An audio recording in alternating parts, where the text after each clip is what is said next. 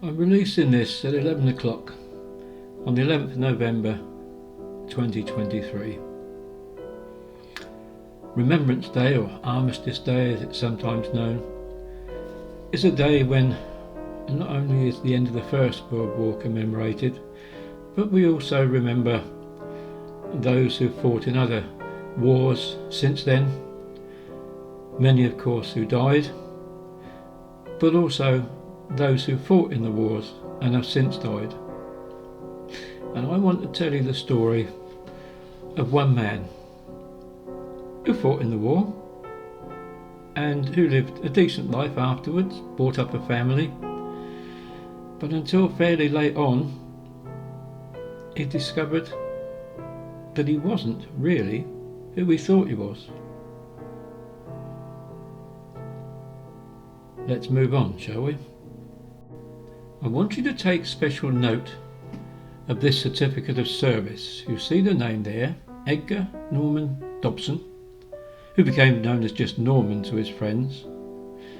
Note where it says he was born, Poplar, London. This is most important. And you look at this marriage certificate, registration district, Poplar, which seems to fit the bill between William Abbott and Grace Bertha, usually known as Bertha, who brought him up as her son and used the surname Dobson? ? Where did the Abbott marriage finish and her, I can only assume, cohabitation with Albert Dobson begin? That is a mystery. But here is his death certificate. It shows he was born in Gainsborough, up in Lincolnshire. How they met, when they moved in together, I have no idea. But that's the name that he was given for the rest of his life, Dobson. And so very little is known about the subject of this video today. I've been able to find out that when he left school he spent a while as a post office telegraph boy, and he ended up a full-time job in the National Fire Service until he was called up to the military and chose to join the Royal Navy. And here he is, about 18, just about to go to HMS Collingwood for his initial training for his naval career as a wireless telegrapher. And I've circled him so you know exactly who we're talking about. And here is his certificate for passing one of those wireless telegraphy exams. While there, he met what became his best friend for as long as he lived, Bob Palmer, who after the war lived in Reading and paid a visit to this man and his family in Hastings quite regularly. Now, after his initial training he went to HMS Europa, which I remember correctly was in Felixstowe, probably for some more training before he ended up at HMS Pembroke in Chatham, and that was where a lot of naval people went to get themselves ready for postings overseas.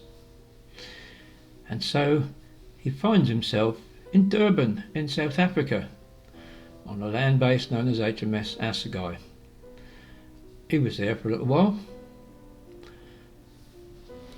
and I have seen photographs that show that he quite enjoyed his time in Durban, but eventually was posted again, and this time up to the Mediterranean, based in Alexandria on HMS Nile. Now, I've got a document to show you, which I assume comes from the fact that he was probably transferred from Durban to Alexandria on board what was the second Royal Mail ship, Otranto. And this is a very interesting certificate. I don't know if any others actually exist. Obviously given to everybody that travelled and had a safe passage. I do know that during his time in Alexandria, he, being a wireless telegrapher, often did sailings on some of the little ships that came in and out, short sorties, etc., etc. But Christmas 1943, found him, for whatever reason, on HMS Medway. And this must indeed be a very, very rare survivor, the Christmas menu. Now I know that Norman, as I say, sailed out on several sorties, and some of them must have been involved in the Italy campaign, and he did go to Greece on occasions, but I'm honoured to be able to display his war medals here, including the Italy Star. And here's Norman with Grace, the woman who said he was his mother.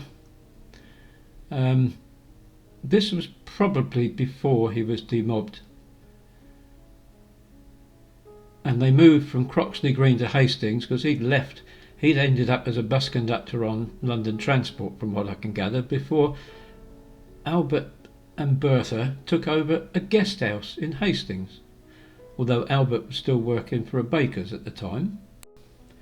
But after they settled in Hastings, Norman got a job with Mason and District Motor Services, working their country bus services out of Brook Street, where he met Jean Evelyn Ballard in 1949, 1950ish, and they married in 1951. Here they are, a nice happy couple, and indeed they were. And so they settled down to married life in Hastings, from being on the buses to working on the railways around about 1954-55. Something must have happened in those years.